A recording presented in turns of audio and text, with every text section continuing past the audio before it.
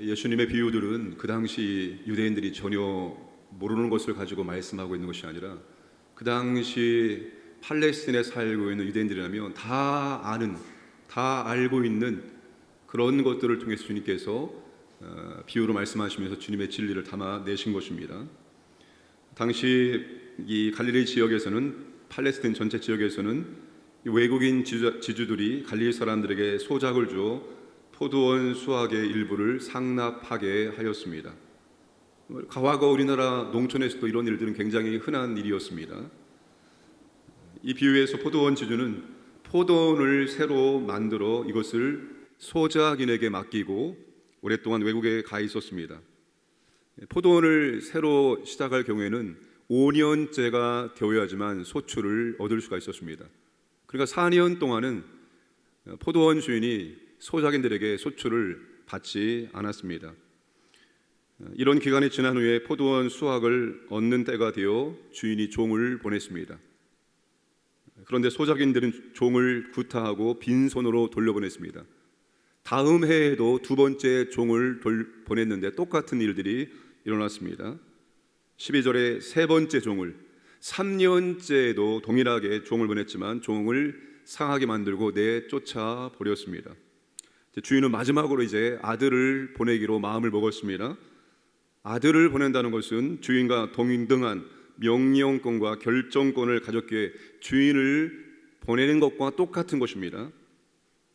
아들은 존대하리라 기대했지만 소작인들은 아들만 죽이면 우리가 이 포도원을 차지할 수 있다 생각해서 아들을 포도원 밖에 내쫓아 죽였습니다. 15절에 주님이 질문합니다. 포도원 주인이 이 사람들 어떻게 하겠느냐? 질문에 즉시 16절에 대답합니다. 와서 농부들을 진멸하고 포도원을 다른 사람들에게 주리라. 백성들이 대답을 듣고 그럴 수 없나이다, 결코 그럴 수 없습니다 라고 대답을 합니다. 그리고 17절 18절에서 주님은 시편 122편 22절과 다니엘서 2장 34절 35절을 인용하시면서 이 비유를 자신에게 적용을 시키십니다. 자, 포도원 지기는 누구입니까? 하나님이죠. 포도원은 이스라엘 백성들이고, 그리고 주인이 보내는 종들은 선지자들이고, 아들은 예수님이고, 포도원 소작인들은 백성의 지도자들을 의미합니다. 자, 하나님이 바라시는 포도원의 소출이 무엇입니까? 하나님이 무슨 소출을 원하시는 겁니까? 이사야서 5장에 보시면 하나님께서 그렇게 말씀하시죠. 이스라엘 백성 하나님의 사랑하시는 포도원에 있습니다. 하나님께서는 극상품 포도를 원했는데 그들이 낸 포도는 무엇이었습니까? 포악과 불공평의 열매를 맺었습니다. 하나님은 여러분 의로운 삶을 기대하셨습니다. 하나님의 백성답게 하나님을 드러내는 그런 삶을 살기를 원하셨는데 그들은 오히려 불의와 불법과 포악과 이러한 것들을 드러냈다는 것입니다. 여러분, 하나님께 드릴 것이 있는 삶이 있어야 됩니다. 우리가 주일 예배를 드립니다. 주일 예배는 여러분 하나님께 삶을 가지고 와서 드리는 겁니다. 내가 일주일 동안 세상 가운데서 어떠한 삶을 살다가 왔는지 그 삶을 가지고 와서 하나님께 드려야 되는 겁니다. 그냥 대충 살다가 온 것이 아니라 하나님, 내가 한 주 동안 세상 가운데서 하나님의 자녀답게 하나님이 주신 말씀을 가지고 이렇게 살려고 발버둥치다가 왔습니다. 그런데 실패했습니다. 하나님의 원하시는 삶을 살려고 하다가 실패하고 와도 됩니다. 근데 전혀 하나님 앞에 삶이 없이 살다가 주일날 와서 예배를 드리는 것은 의미가 없습니다. 하나님은 삶이 없는 예배가 아니라 삶이 들어가 있는, 삶이 있는 예배, 하나님을 위해서 살아가는 삶이 있는 그 예배를 드리기를 원하십니다. 여러분, 하나님께 드릴 것이 있는 그런 예배를 드리시기를 바랍니다. 자, 이 비유의 초점은 포도원 소작인들에게 있습니다. 이 비유는 백성들이 아름다운 열매를 맺도록 책임지고 있는 유대 지도자들의 문제를 지적하고 있습니다. 여러분, 종교지도자들은 자기들의 욕심을 채우는 데 관심이 있었습니다. 백성들을 잘 돌보고 이들에게 하나님 말씀을 잘 가르쳐서 이들의 의로운 삶을, 하나님이 원하시는 기뻐하시는 삶을 살 수 있도록 지도하지 않았다는 것입니다. 그 결과 포도원을 부패와 불의와 파멸의 구덩이로 빠뜨려 버렸습니다. 여러분, 러시아가 우크라이나를 무력 침공했습니다. 누가 한 것입니까? 그 러시아 모든 국민들이 전부 다 동의하고 그 전쟁에 참여한 것입니까? 한 나라도 어떤 단체도 교회도 지도자가 중요합니다. 공동체를 바르게 이끌어갈 지도자가 중요합니다. 20대 대선의 대통령이 선출되었습니다. 이 나라를 잘 이끌어갈 수 있도록 우리는 이제 기도해야 할 그런 책임을 가지고 있습니다.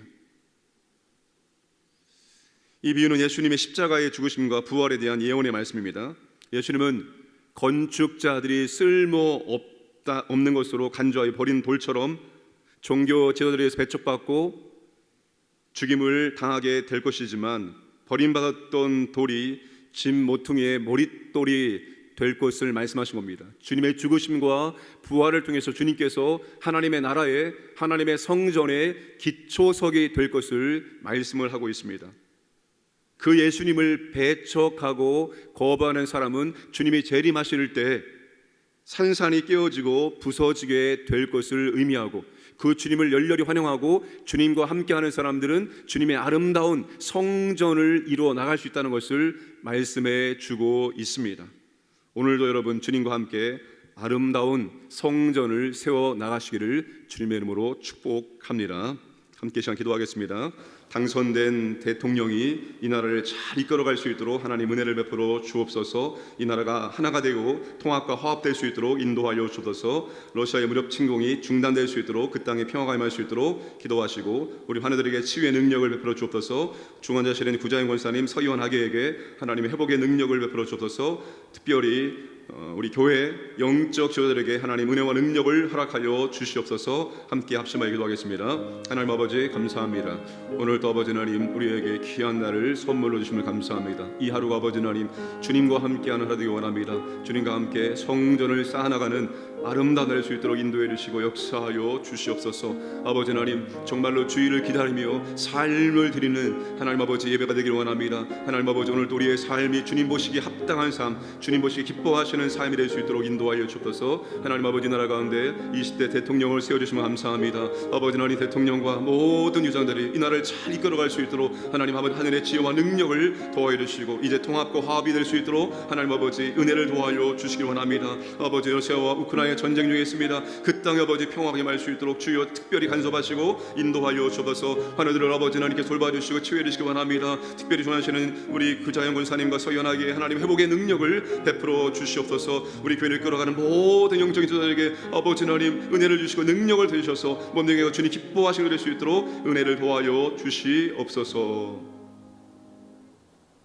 좋으신 아버지 하나님, 오늘 또 우리에게 하루를 선물로 허락하심을 감사드립니다. 이 하루가 하나님이 기뻐하시고 원하시는 삶이 될 수 있도록 은혜를 도와여 주옵소서. 주일을 앞두고 있습니다. 항상 주님께 드릴 것이 있는 삶을 살고 주님께 아름다운 삶을 드릴 수 있도록 인도하여 주옵소서. 이 나라 가운데 20대 대통령을 세워주시면 감사합니다. 이제 새로운 대통령이 이 나라를 잘 이끌어갈 수 있도록 하나님 아버지 은혜와 능력과 지혜를 도와여 주시옵소서. 오늘도 우리 광인의 모든 가족들이 하나님의 은혜 가운데 살게 하시고 하나님의 정말로 사랑과 능력을 체험하고 감사하는 찬양하는 복된 날 될 수 있도록 인도하여 주옵소서. 우리 가정과 직장과 사업장을 보호하시고 인도해 주시고 하나님의 자비와 긍휼과 은혜를 더하여 주시옵소서. 감사드리며 모든 말씀 예수님의 이름으로 기도하옵나이다.